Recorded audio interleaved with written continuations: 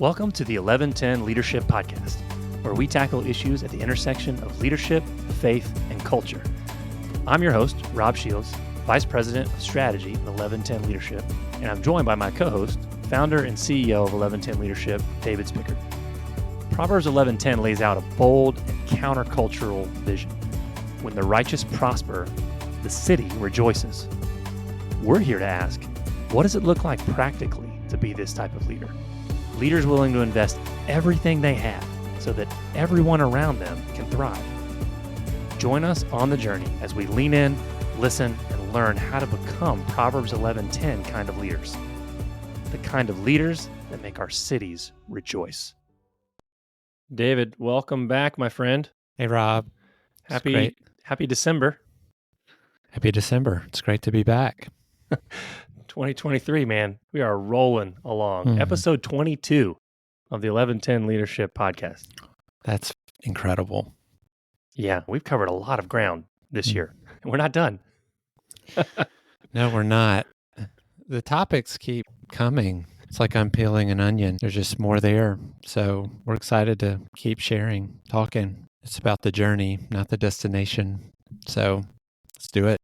Yeah, it is. It has been a journey. It's been a journey. I think hopefully our listeners have appreciated going on this with us. You know, that last one was a heavy hitter, talking about lament as we kick off this Advent season, and we're gonna keep rolling, kind of on the spirit of kind of waiting, pursuing justice, wrongs being righted. I mean, we're coming off of a heavy family season, right? Logging a lot of hours with our loved ones in some way, shape, or form around the holidays. And so this one feels very fitting to tackle both under the umbrella of Advent, but also just because of the season that we're in, a high touch season, spending so much time with our family members. So we're going to talk about, I don't think I really heard this topic fused together in this way. When we talk about pursuing justice, and then we're also going to be talking, what does that look like in the context of our families? Because oftentimes, most of the subject matter, we're working with leaders, getting them thinking through principles around building healthy cultures at work so that people are thriving and just in the context of their work teams. But there's another group that's even more important than our work families, and that is our actual families. So, David, kick us off here by talking about the importance of this subject of pursuing justice and thriving, not just staying limited to the individual and work levels, but why is it so crucial for us to think about this concept of being just at home, and what does that even look like? Well, it's deep. As I think about it, the big idea is it's really difficult to be just at work if we're not just at home. And so it starts there, this idea of what it looks like for us to engage with issues around what it means to be just in ways that help our families thrive. That's where we are called to be most focused as leaders. For those of us who are married, have children, to love and care for our spouses, to cherish our children, be present for them, is a priority for us. And so we need to make it a priority and to think about it in a way that allows our families to thrive means that we need to think about what it looks like to be just in the context of our families. And I think about it in two different ways. There's the external way, which is what does it look like for us to be a just family in how we operate, how we engage the world? Because as we've talked about this, as we know, that's a pathway to our thriving, that we're going to flourish as we have a mindset within the context of our families for everyone around us to flourish. So that's one big idea. The other big idea, which is more internal, which is how do we deal with being just and inside of our families? Because quite honestly, a lot of times we experience injustice or brokenness within the context of our family relationships. And there's deep pain and hurt because of that. And those are things that we need to process, but they're also things that we need to be able to know how to move through. And this idea of being just can be helpful as we deal with those issues. Yeah, I'm really glad that you named that reality because I think both aspects are so important to touch on, right? This idea of how important it is. The phrase we use when we're working with our groups is inviting our families into a bigger story, right? Than just that nuclear family story, that addressing injustice includes our home, includes our spouses and includes our kids. But you're also, I think it's really important from the outset here to talk about the fact that injustice also hits home sometimes, right? I mean, it's not just those who are kind of living in a bubble of perfection that go out and then have the ability to go and address injustice and they're somehow buffered from it. I mean, really, this goes back to that phrasing of being a both and situation. Injustice hits everywhere. It hits societally. It hits our living rooms, our kitchen tables, and it cuts across generations, sometimes passed down generationally. You think about trauma, right, and woundedness, and just how those things really can be cyclical within a single family. So this is a layered conversation and one we want to be careful really to avoid kind of sweeping generalizations, right? Because every family is unique. It's not a one size fits all podcast episode. There's so much nuance to this, but I think those 2 points are really helpful the way that you framed us up for that. David, could you even spend time for a second just talking about the family writ large? We're recording this, 2023 America, and just there, these words, the definitions matter, right? And so, can you even just spend a second talking? What do you mean when you say family? Because I think that it means different things to different people, and there's also things happening in the waters culturally around this term that I think are helpful to name on the beginning of this conversation. Also, Yeah, so there's, certainly the sense of family that we get from Scripture and the ways that we are, as husbands and wives, to love each other, to love and sacrifice for one another, to die for one another, to build faith in our children and to raise up our children in the way that they should go. So there's all kinds of Scripture that helps us define what it looks like for us to be this nuclear family as we're growing up with our spouses, our children, and then as it extends to our extended family. There's also a sense of, having a spiritual family too, that God uses the church and the local church for us as those who follow Jesus to be connected to a local group of believers who commit to one another in a spiritual family, and that we see the church as the bride of Christ, that we're called to be in relationship with one another, called to bear one another's burdens. So you see that extended beyond our nuclear family. And this is really interesting because I think for us, it's important to put the idea of family into context, because I think we have in our society become, sometimes family can be like an idol. I know it's been that way for me at times, where I just am so locked in and focused on my just nuclear family, just the six of us, my wife, Alice, and our four children, that I can miss the broader sense of family that God has designed for us. And it's interesting how this has progressed over the years, particularly in America. In 1850, roughly 3/4 of Americans older than 65 lived with their kids and grandkids. Nuclear families existed, but they were surrounded by extended or corporate families. So you had this intergenerational mix that was very much a part of what it looked like to be families living together 100 years ago. By the 1920s, the nuclear family with a male breadwinner had replaced the corporate family as the dominant family form. And then by 1960, 77% of all children were living with their two parents who were married and apart from their extended family. So there's a sense that we've moved from this big interconnected and extended family idea. And what's interesting is when we had that sense of extended family, there were things that protected us. People who are vulnerable in society were able to bear the shocks of life, if you will, because they were able to be cared for in the broader extended family that we felt 100 years ago. And now the shift from bigger interconnected extended families to smaller and detached nuclear families have led to a system that keeps people and the most vulnerable from having the kind of support that they had when we were all taking care of one another in this idea of a big nuclear family. So even David Brooks says, he's a New York Times author, says nothing has done more damage to Scripture's vision of family than the ideal of the nuclear family. So that's hard to hear because I think for me, I have really made this my thing as a dad. Like if somebody were to ask me, back me in a corner, how have you approached being a dad to your children? I've said, I want to be a dad who's present. I want to be present physically with them. I want to be present emotionally with them. And of course, that's good. Of course, that's the right answer in many ways.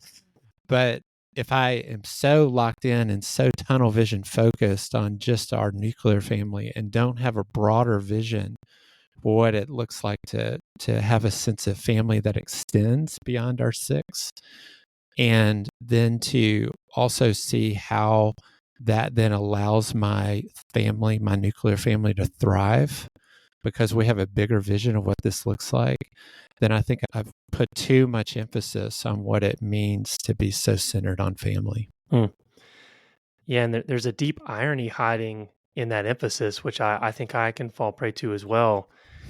And because we live in a hyper individualistic culture in America, this focus on the family and the nuclear family, even to be like the best dad that I want to be, oftentimes it means all the pressure of raising our kids falls on me, right? And my wife and whoever is raising them in that nuclear family. And you're kind of almost cutting off arms and legs of this village, right? Of people who, even just from a spiritual perspective, there's research that talks about, you know, you and I are both coming from the Christian tradition and wanting to see our kids raised in the to believe in Christ.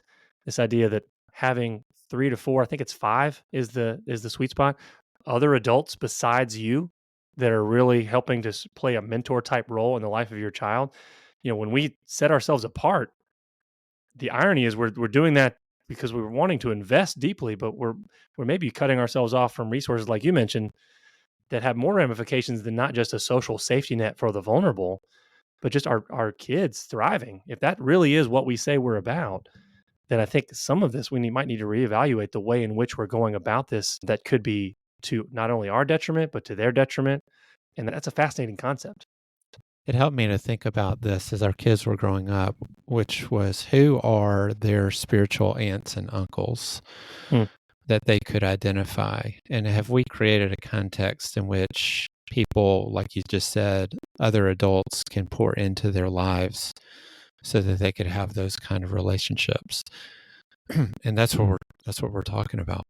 Yeah, which I think also sets up, what does it look like, to your first point, what does it look like to pursue justice at home, right? Address injustice, but really, what does it look like to be about pursuing justice as a family unit?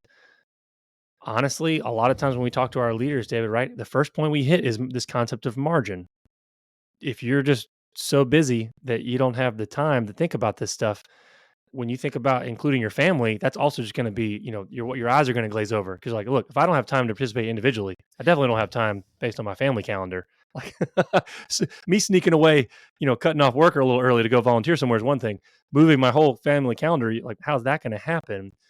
But I think back to your point, if we are doing this and thinking more communally, which is, I think, that David Brooks reference of what has happened with the nuclear family in the recent history, that is the exception to the rule, right? Most of history has moved the way you were describing it, where it was a much larger unit.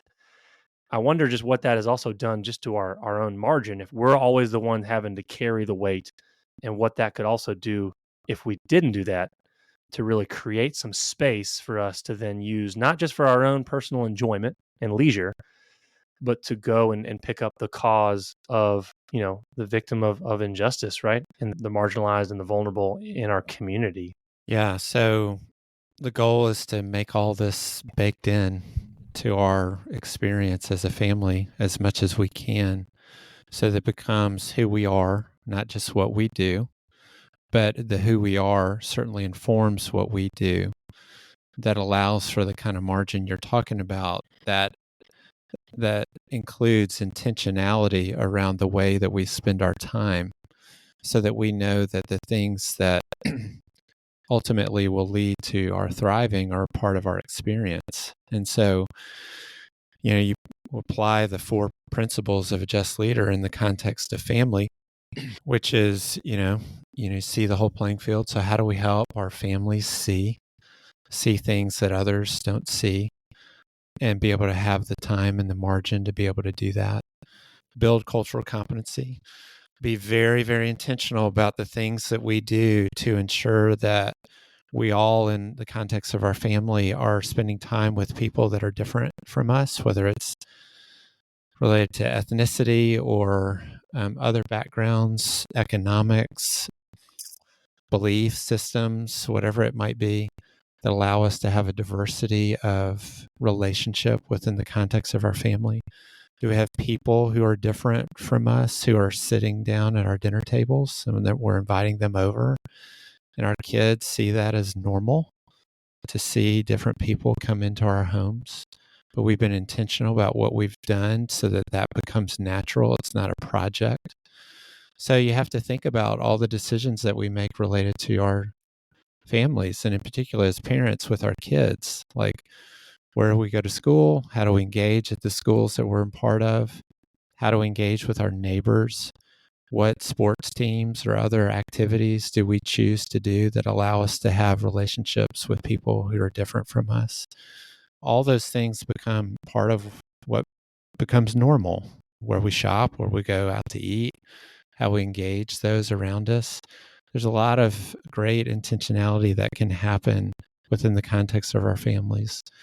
Then again, giving power away, and then finally taking bold, courageous action. All the things that we've talked about on these podcasts, how we decrease so that others increase, how we disadvantage ourselves for the advantage of others, how we think about money and our giving and bring our kids to be a part of that.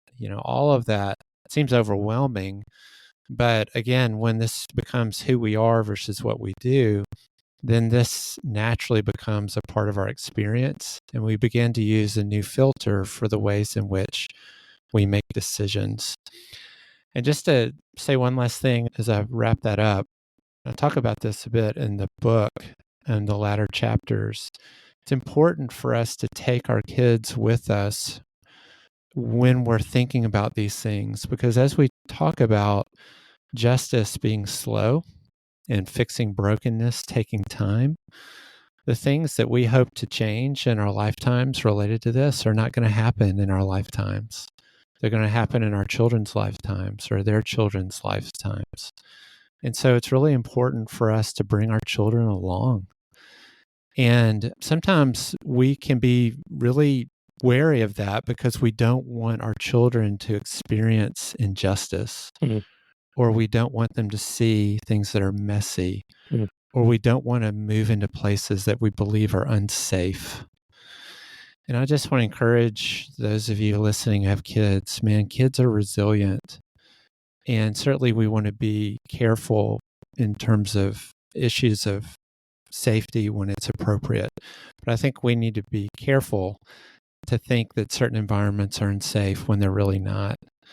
Or they expose our kids to things that we think may hurt them, when in reality, we have stories ourselves, you and I, don't we, of our own kids who have built real depth of understanding and maturity by going through and experiencing suffering.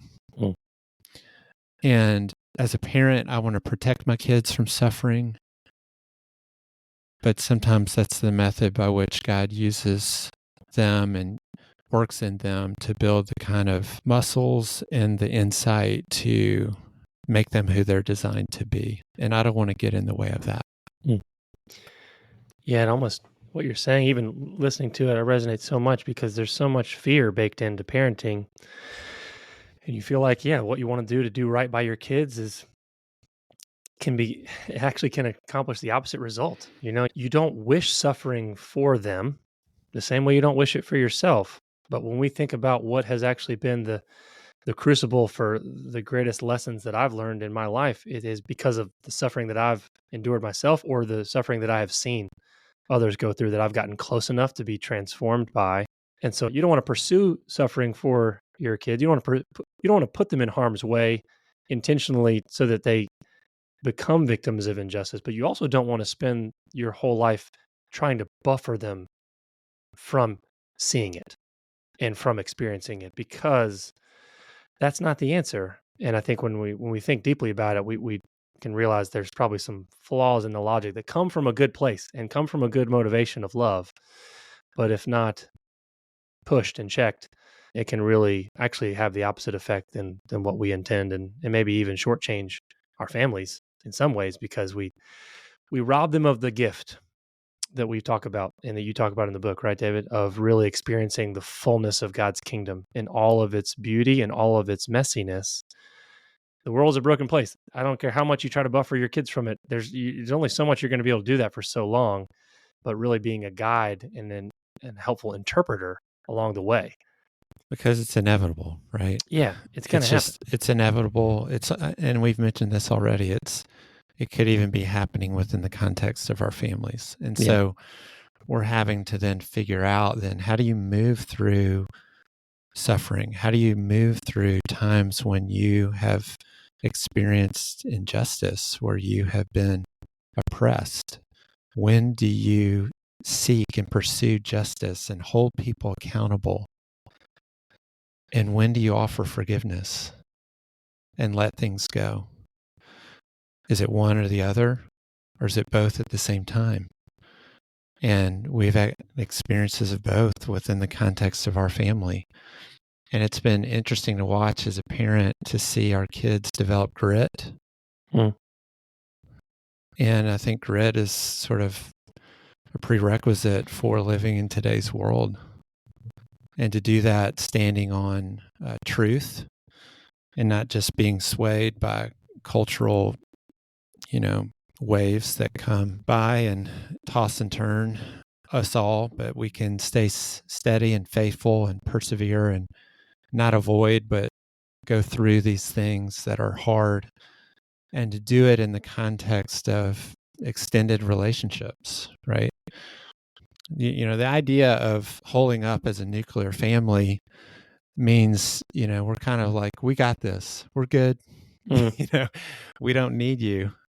Versus this idea of extended family that was what we talked about 100 years ago, and now even God's designed for an extended family in the idea of the church. It's, no, we're needy. We need help. We are in need of you coming alongside of us because these things are hard. And so we can rely on one another in such a way that allows us to have the strength to move through this mess, which ultimately helps us develop that grit. So, David, as we land the plane here, what final thought or bottom line do you have for our listeners? What word of advice would you have for them when they think about what does it look like to pursue justice in the context of family? What words of wisdom would you like to leave them with? So as I think about that, Rob, a verse comes to mind in Matthew where it says, whoever finds his life will lose it. Whoever loses his life for my sake will find it. If you cling to your life, you will lose it. But if you give up your life for me, you will find it. This path for thriving is about being, outward focused, decreasing so that others increase. Like I've said, disadvantaging ourselves for the advantage of others. As a parent, you really understand that because you end up, living that on a daily basis as you give up your life for your kids in many ways. But I would say that we need to make sure that we're not just building a bunker for our own families, but we're extending that beyond, and that we're helping all of our families, kids, all of us, and use all of us to have a perspective of what it looks like to welcome and to welcome people in and to pursue these things that allow us to experience what it means to be just and engage in issues that may be messy or maybe even scary on the surface, but it will allow us to experience life in ways that we have not been able to do. And I would just say, if we're just too busy as a family to be able to even comprehend that or think about that, then we need to take an inventory of how we're spending our time to see how we can create margin or take some initial intentional steps to make sure that that happens.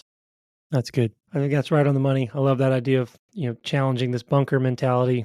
I almost think about it in terms of a fence, right? Taking, instead of building a higher fence to further isolate yourself and your family, like taking that wood down and turning it into building bigger tables, right? And inviting others in, both to help you equip your family, so it's not just a solo journey, but then also to join God on the margins, where there's just so much, I don't know. That is the trajectory of the kingdom, right? Is joining God on the margins and joining Him in that work as a family. What does it look like to do that as a unit and grow the unit at the same time? So, a lot of good things for our listener to think about, David. Thank you. Yeah, thanks, Rob. To learn more about 1110 Leadership, visit our website at 1110leadership.com. That's the numerals 11, then spelled out TEN leadership.com. That's 11 TEN leadership.com. There you'll find more resources to equip you on the journey of becoming an 1110 leader. You can also get connected to our growing leadership network. If you've enjoyed this episode, share it with a friend. To help others find us, you can also rate and review us on Apple Podcasts or wherever you listen to podcasts.